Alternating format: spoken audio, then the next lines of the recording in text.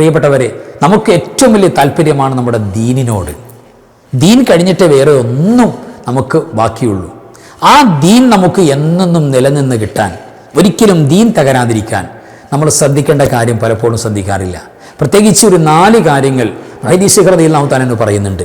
ഈ കാര്യങ്ങൾ നമ്മുടെ ലൈഫിൽ ഉണ്ടായാൽ നമ്മുടെ ദീൻ നഷ്ടപ്പെട്ടു പോകും. അങ്ങനെ അദ്ദേഹം പറയുന്നത് ദഹാബു ദീനുക്കും ബി അർബഅത്തി അശ്യാ, 4 കാര്യം നിങ്ങളുടെ ദീൻ നഷ്ടപ്പെടുത്തി കളയും.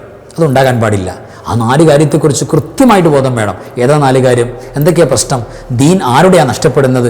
ദീൻ നിലനിൽക്കാൻ മാർഗം എന്താ? ഈ വിഷയങ്ങളുമായി ബന്ധപ്പെട്ടാണ് ഇന്നത്തെ ക്ലാസ്സിൽ നമ്മൾ സംസാരിക്കുന്നത്.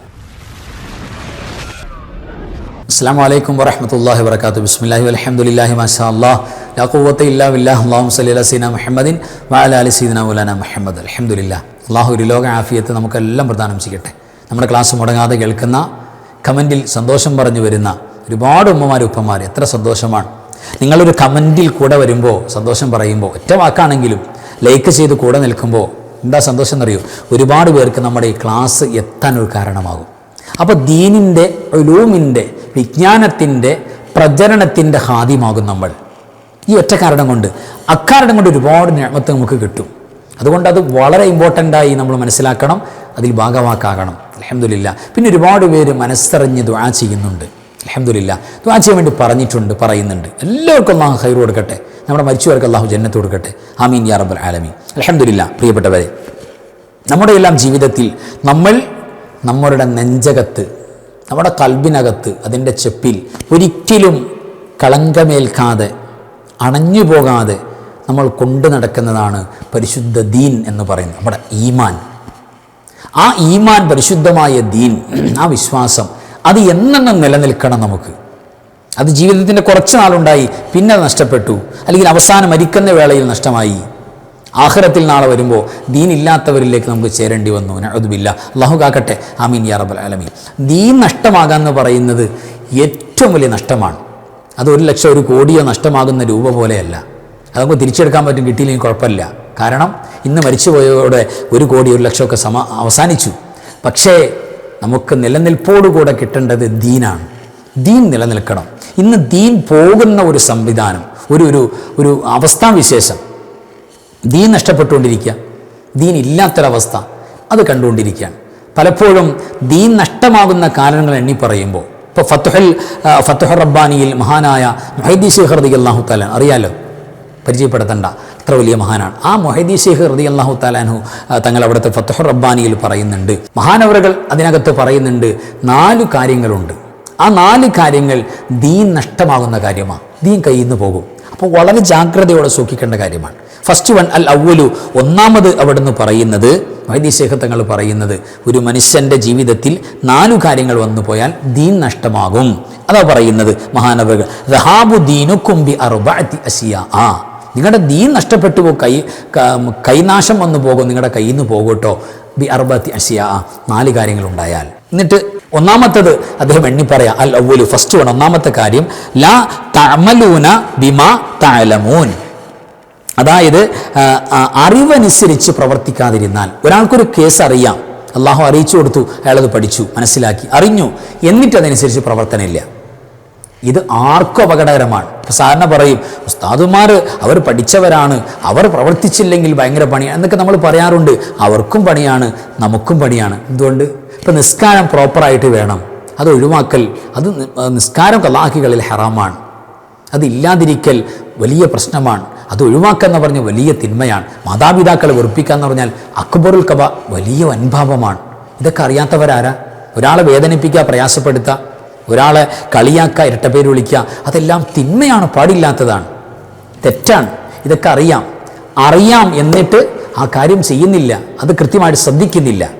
അത്തരക്കാർക്ക് ദീൻ നഷ്ടമാകാൻ പോവാണ്. അപ്പോൾ നമ്മളെല്ലാം ഇതിനകത്ത് പെട്ടു. വലിയ അറിവാളന്മാരായ ആളുകൾ മാത്രമല്ല പെടുക, നമ്മളും ഇതിനകത്ത് പെട്ടു എന്നതിൻ്റെ സൂചനയാണ്. അപ്പോൾ ലാ തഅമലൂന ബിമാ ലാ തഅലമൂൻ, അറിയുന്ന കാര്യം.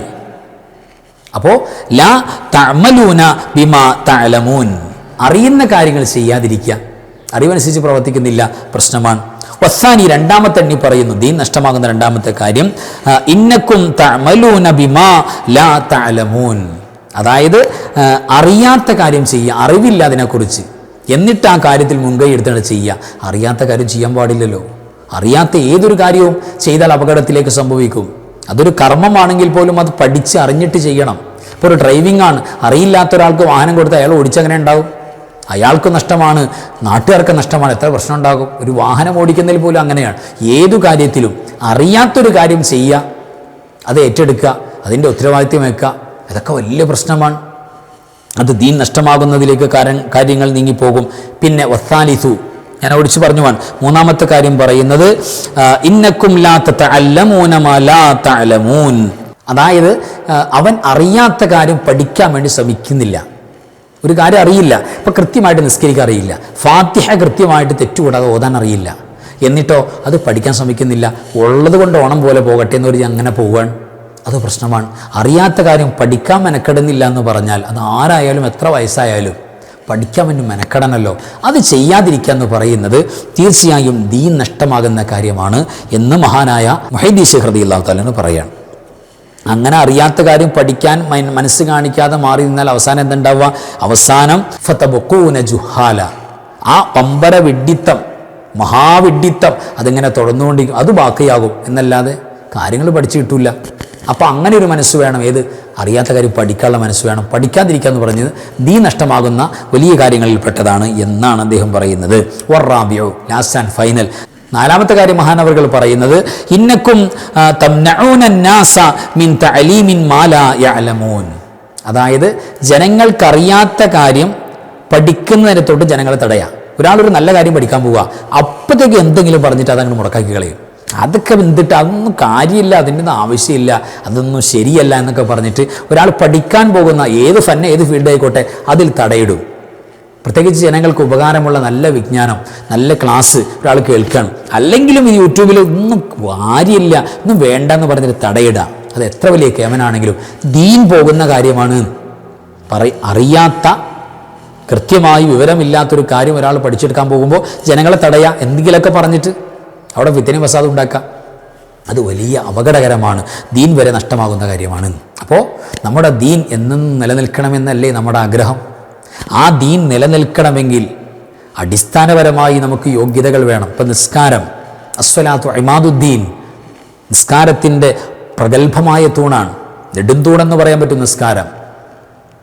ആ നിസ്കാരം ഒരാൾ നിലനിർത്തിയാൽ തീർച്ചയായും ഒമൻ അഖാമഹ അഖാമദ്ദീൻ ഫഖദ് അഖാമദ്ദീൻ, അവൻ നിലനിർത്തുന്നത് നിസ്കാരത്തെയല്ല, അവൻ്റെ ദീനിനെയാണ്. ദീൻ പിന്നെ തകരൂല്ല. ഒമൻ തറക്കഹ ഹദമദ്ദീൻ, നിസ്കാരം ഒരാൾ ഒഴിവാക്കിയാലോ, ഫർദ് നിസ്കാരം ഒഴിവാക്കിയാലോ ദീൻ പൊളിച്ചു കളഞ്ഞവനാണവൻ, അവൻ്റെ ദീൻ തകരും.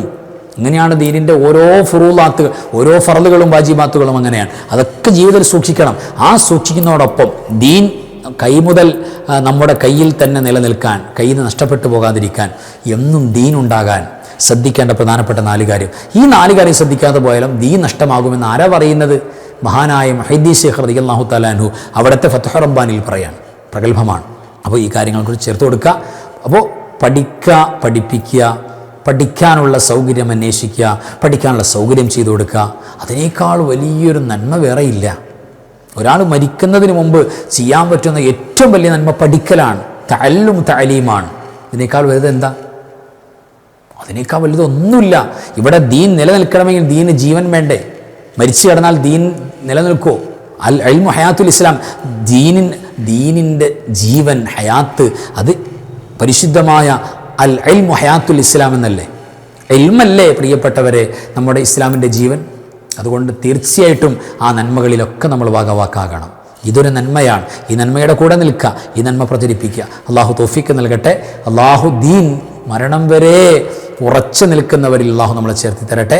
ആമീൻ യാ റബ്ബൽ ആലമീൻ. വാഖിറു കലാമി അൽഹംദുലില്ലാഹ്. അസ്സലാമു അലൈക്കും വറഹ്മത്തുള്ളാഹി വബറകാതുഹു. ബിസ്മില്ലാഹി മാ ശാ അല്ലാഹ് ലാ ഖുവത ഇല്ലാ ബില്ലാഹ് മാ ശാ അല്ലാഹ് കുല്ലു നിഅമതിൻ മിനല്ലാഹ് മാ ശാ അല്ലാഹ് അൽ ഖൈറു കുല്ലുഹു ബിയദില്ലാഹ് മാ ശാ അല്ലാഹ് ലാ യസ്രിഫു السوء إلا الله بسم الله ما شاء الله لا قوة إلا بالله ما شاء الله كل نعمة من الله ما شاء الله الخير كله بيد الله ما شاء الله لا يصرف السوء إلا الله بسم الله ما شاء الله لا قوة إلا بالله ما شاء الله كل نعمة من الله ما شاء الله الخير كله بيد الله ما شاء الله لا يصرف السوء إلا الله